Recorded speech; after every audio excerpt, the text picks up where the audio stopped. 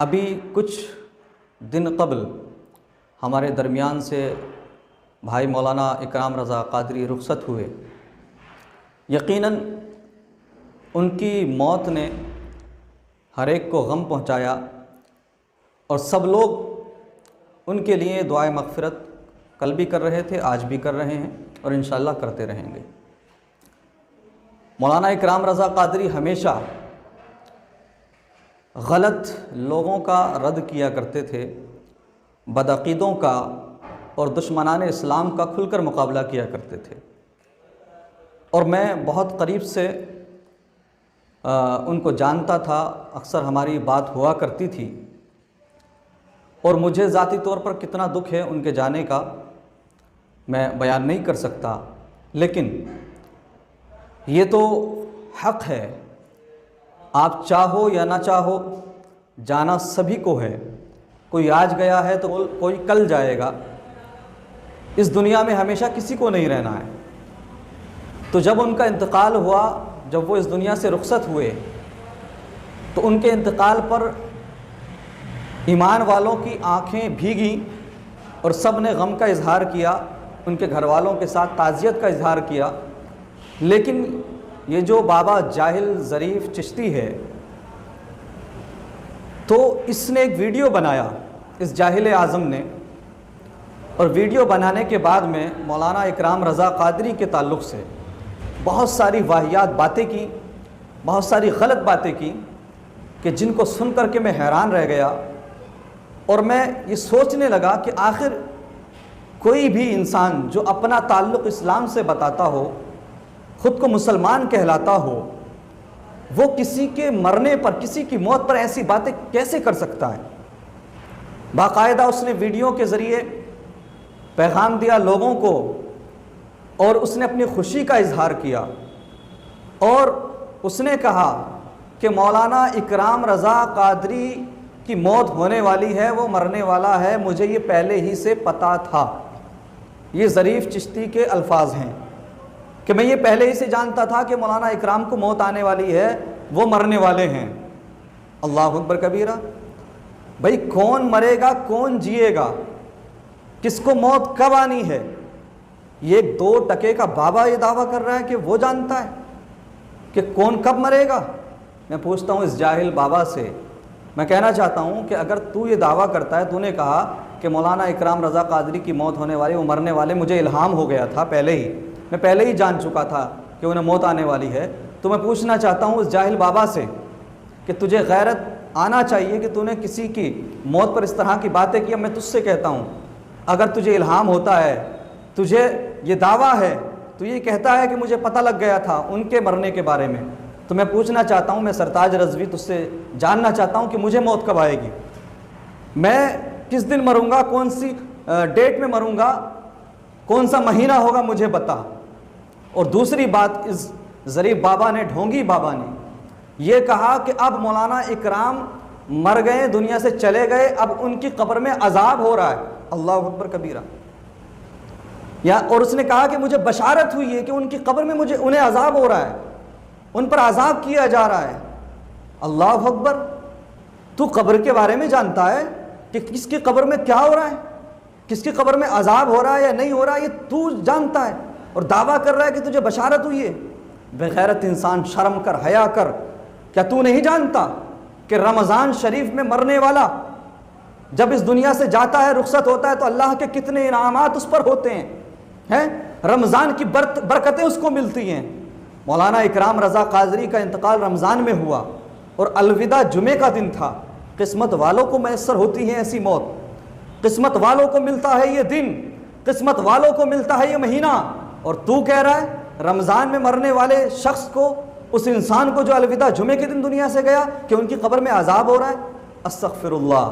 جبکہ یہ سب جانتے ہیں، یہ اسلام کا کانسیپٹ ہے، یہ اسلام کا نظریہ ہے، اور کتابوں میں موجود ہے کہ جب بھی کوئی کلمہ پڑھنے والا، اللہ اور اس کے رسول کو ماننے والا رمضان کے مہینے میں جاتا ہے، دنیا سے رخصت ہوتا ہے، تو یہ ملتا ہے کتابوں میں، اس پر سب کا اتفاق ہے کہ پھر وہ عذاب قبر سے محفوظ ہو جاتا ہے، اور اس سے قبر کے اندر سوالات نہیں کیے جاتے، اور وہ قبر میں جا کے سو جاتا ہے، اور جب اس کی آنکھ کھلتی ہے تو میدان محشر اس کو نظر آتا ہے، قیامت آ جاتی ہے، اور تو دعویٰ کر رہا ہے کہ ان کی قبر میں عذاب ہو رہا ہے، وہ بھی رمضان میں دنیا سے رخصت ہوئے، وہ الوداع جمعے کو اس دنیا سے گئے، اور ایک عالم دین، اللہ اور اس کے رسول سے محبت کرنے والے، تو ان کے لیے بول رہا ہے کہ ان کی قبر میں عذاب ہو رہا ہے۔ اس فرضی بابا نے ان کے گھر والوں کو مس گائیڈ کرنے کی کوشش کی، اس نے یہاں پر چالاکی سے کام لیا۔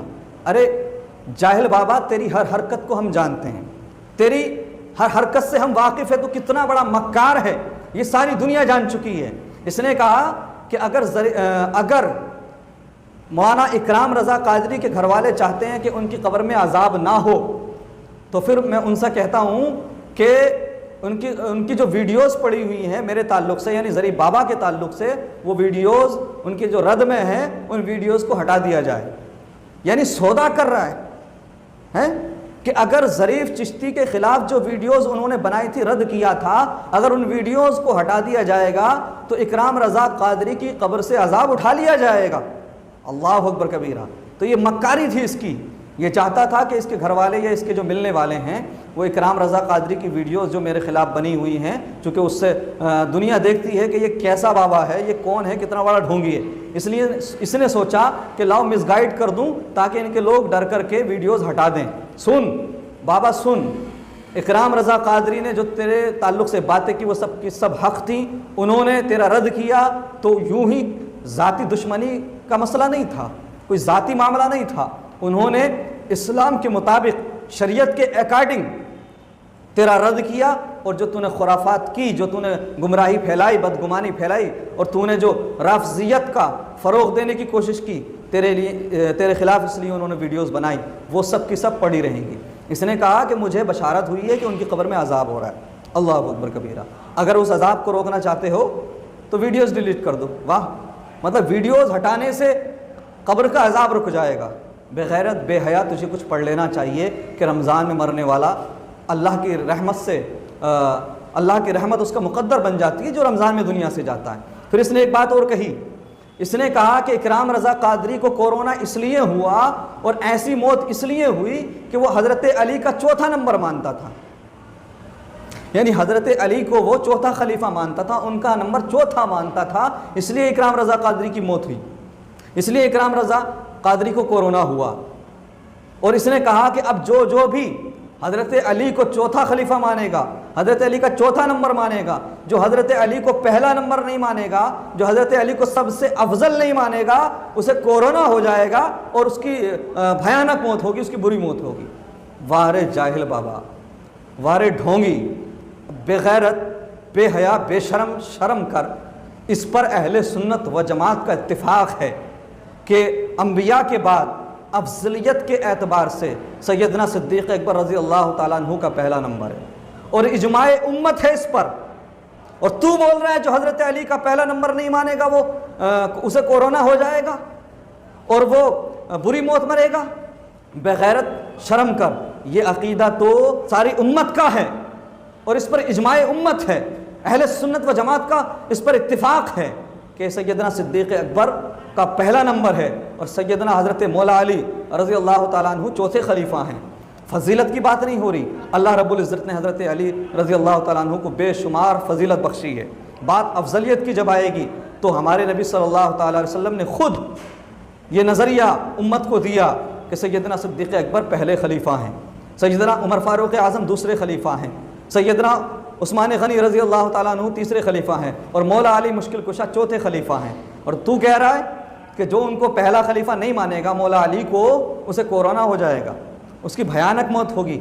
تو میں کہنا چاہتا ہوں ہندوستان کے جتنے شہزادے ہیں ہندوستان میں جو اہل بیت سے تعلق رکھتے ہیں، جتنے سید ہیں الحمدللہ، چاہے وہ بلگرام شریف کے سادات ہوں، چاہے وہ مارہرہ شریف سے ہوں، چاہے وہ کچھوچا شریف سے ہوں، سب کا یہی نظریہ ہے، سب کا یہی عقیدہ ہے کہ مولا علی رضی اللہ تعالیٰ عنہ چوتھے خلیفہ ہیں اور سیدنا صدیق اکبر رضی اللہ تعالیٰ عنہ پہلے خلیفہ ہیں۔ حضرت علی رضی اللہ تعالیٰ عنہ کا پہلا نمبر نہیں ہے، یہ سب کا نظریہ، سب کا عقیدہ ہے۔ تو اس کا مطلب یہ ہے کیا سب کو مطلب اس طرح کی بیماری ہو جائے گی ہیں؟ سب کو اس طرح کی موت آئے گی ہیں؟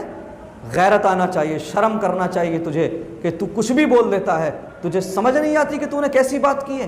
حضرت علی رضی اللہ تعالیٰ عنہ کے تعلق سے پہلا نمبر نہ ماننے کے تعلق سے اب سے نہیں بلکہ سینکڑوں سال سے، جب سے اسلام اس دنیا میں آیا ہے تب سے یہی عقیدہ ہے کہ سیدنا صدیق اکبر رضی اللہ تعالیٰ عنہ پہلے نمبر کے خلیفہ ہے اور پہلے افضلیت کے اعتبار سے ان کا پہلا نمبر ہے۔ اور حضرت علی رضی اللہ تعالیٰ عنہ کا خود کا قول موجود ہے، انہوں نے کہا جو مجھے شیخین پر افضلیت دے گا، جو مجھے شیخین سے افضل بتائے گا، میں اس کے خود کوڑے ماروں گا۔ غیرت نہیں آتی؟ شرم نہیں آتی؟ حیا کرنا چاہیے۔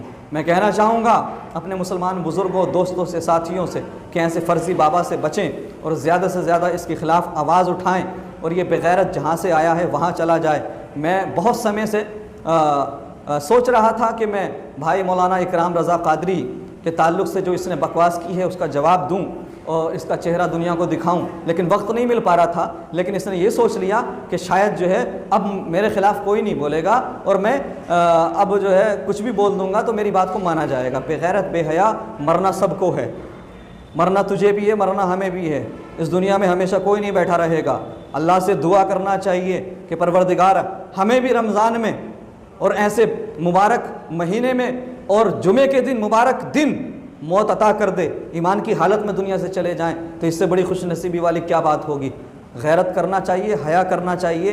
تیرے جیسے بابا کو کچھ بولنے سے پہلے 1000 بار سوچنا چاہیے۔ میں اپنے تمام دوستوں سے، بزرگوں سے، ساتھیوں سے گزارش کروں گا کہ آپ 3 مرتبہ درود شریف پڑھیں، پھر اس کے بعد میں 3 مرتبہ سورہ اخلاص پڑھیں، قل هو اللہ شریف، پھر 3 مرتبہ درود شریف پڑھیں اور اس کا ثواب اسحال کر دیں بھائی مولانا اکرام رضا قادری کی روح کو۔ اللہ تبارک و تعالیٰ آپ تمام کو اچھا رکھے، صحت و سلامتی عطا فرمائے اور تمام مسلمانوں کو اس وبا سے محفوظ فرمائے اور ہم تمام کو ایمان والی زندگی عطا فرمائے، ایمان پر خاتمہ نصیب فرمائے۔